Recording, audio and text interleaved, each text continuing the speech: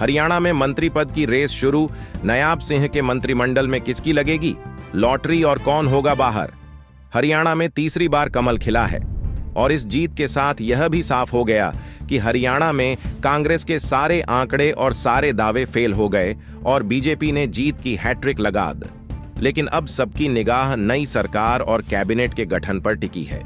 हरियाणा सरकार में मुख्यमंत्री सहित कुल 14 मंत्री हो सकते हैं। इसका साफ साफ मतलब है कि बीजेपी को 11 नए चेहरों की तलाश करनी होगी, क्योंकि सिर्फ अनिल विज ही वह सीनियर नेता है जिन्होंने अपनी सीट बरकरार रखी है। अनिल विज को मंत्री पद मिल सकता है। बीजेपी जाटों, ब्राह्मणों, पंजाबी और दलित सहित राज्य के विभिन्न जातियों को ध्यान में रखकर कैबिनेट का गठन करेगी। जातिगत समीकरणों और समुदायों की मांग को संतुलित करते हुए सरकार बनाना कोई आसान काम नहीं होगा, लेकिन बीजेपी ने हाल ही के दिनों में सफलतापूर्वक काम भी किया है।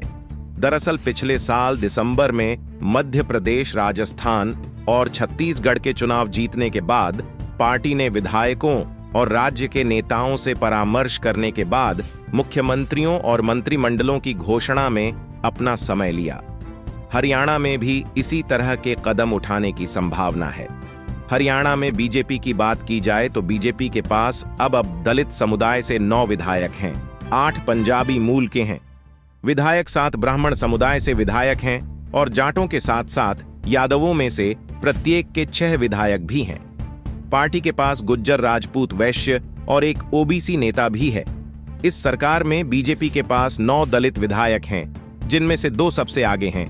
एक है 6 बार के विधायक कृष्णलाल पंवार और दूसरे हैं 2 बार के विधायक कृष्णा वेद। पंजाबी मूल के 8 विधायकों में 7 बार के विधायक और पूर्व गृह मंत्री अनिल विज है, जो मार्च में मुख्यमंत्री नहीं बनाए जाने के बाद नाराज हो गए थे। यह तत्कालीन मुख्यमंत्री मनोहर लाल खट्टर द्वारा लोकसभा सीट के लिए नामांकन दाखिल करने के बाद इस्तीफा देने के बाद हुआ था। माना जा रहा है कि बल्लमगढ़ से 3 बार के विधायक मूलचंद शर्मा को मंत्रिमंडल में बरकरार रखा जा सकता है।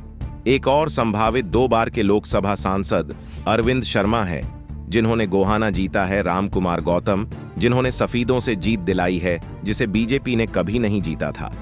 जाट हरियाणा की सबसे बड़ी उप आबादी में से एक है। जाट नेता महिपाल ढांडा अब पानीपत ग्रामीण से 2 बार के विधायक हैं और उनके बरकरार रहने की संभावना है। राय से दूसरी बार चुने गए कृष्ण गहलोत भी इस दौड़ में शामिल हैं।